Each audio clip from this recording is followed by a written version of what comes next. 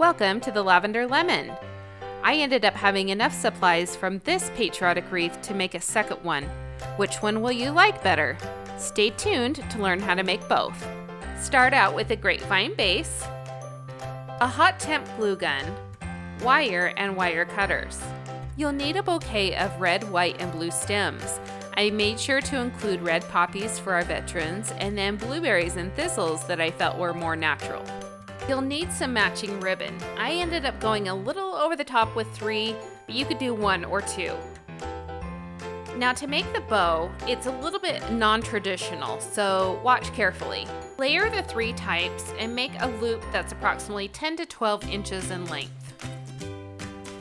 When you feel good about the size, go ahead and cut all 3 pieces, but making sure you have a little bit extra for overlap.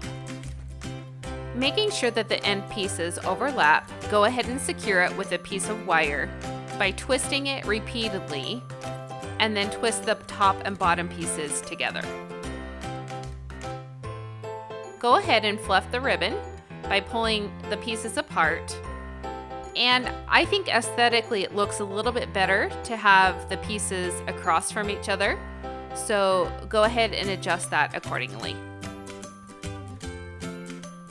We'll start making the center loop by taking a piece about 6 inches in length, making a loop, and the pieces overlap, and then using a piece of wire to fix the loop onto the base. Go ahead and thread that wire through a few times. And that completes the loop portion.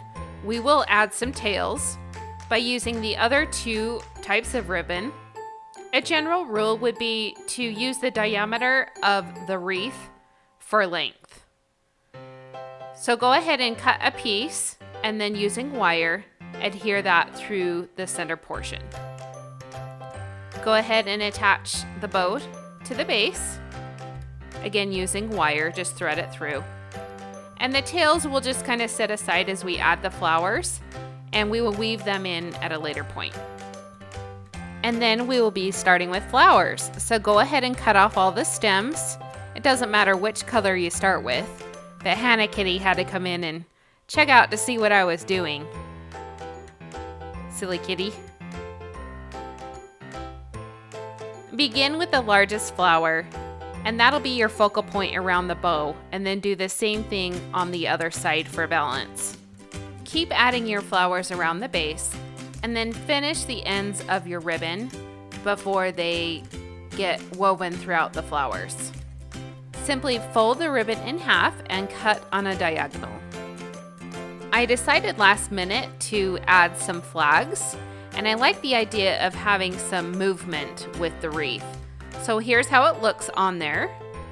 I think it turned out really beautiful. What do you guys think? And then here's the second wreath that I mentioned earlier. So exact same ribbon, florals, and everything, just different placement. So in this one, I did the focal point in the bottom left corner, and then no flags. So which one do you prefer? Let me know by commenting below. And of course, have a wonderful Memorial Day or 4th of July from the Lavender Lemon.